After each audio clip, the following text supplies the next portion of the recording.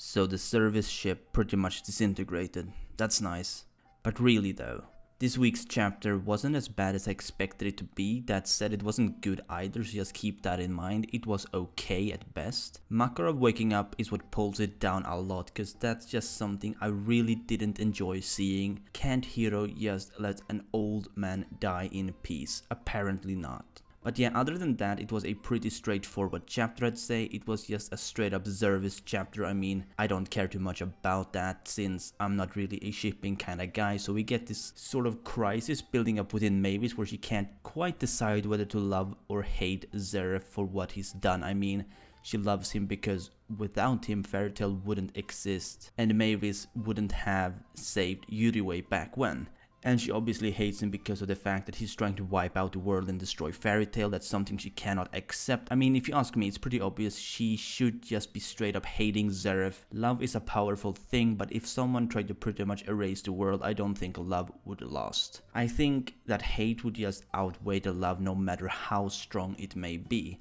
So it seems that Mavis is debating if she should be doing what Zeref did to Mavis the first time around, that is to cause the curse of contradiction to run its course and shut down Zeref like Zeref shut down Mavis 100 years ago. Of course, she eventually decides not to because of that love-hate dilemma that she's having throughout the entire chapter, and well, Zervis pretty much just went nuclear by the end of the chapter as they both get real intimate. We see this huge beam of light shooting up into the sky or whatever, and from my understanding it's kinda like they both kill each other at the same time, causing some kind of magic reaction. So I think it's safe to assume that the Zervis ship is now done.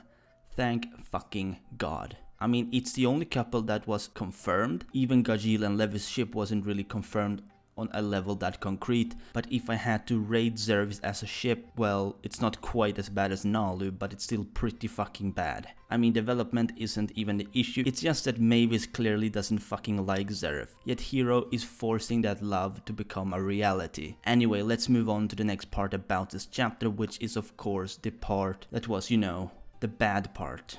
Makarov waking up. This is something I really, and I mean really, didn't like. It got me really disappointed. Had this not happened, I would have considered calling this chapter decent, but because Makarov woke up, I have to say it went downhill. Not by any means is it on the same shit tier as last week's chapter, but you know, why couldn't Hiro just let Makarov sleep? He's like old as fuck.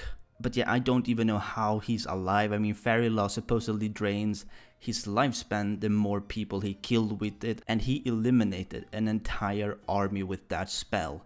I feel like that should have just wiped him out with no possibility of return, but you know, sure, whatever. Well, there isn't much else to say about this chapter. I mean, there was a Zervis moment and a shit moment. Overall, I'd probably give this chapter a 5 out of 10, and well, if you're curious what brought it down, well, all I'm gonna say is that it's mostly Makarov, to some extent maybe Mavis' inability to understand the concept of love. But yeah, anyway, I'll end off the video here. Let me know what you think down below in the comments. What did you think of this week's chapter? And as always, if you did, please like this video if you enjoyed, and subscribe if you're new to my channel. This has been your favorite host, Perm, and I'll see you soon.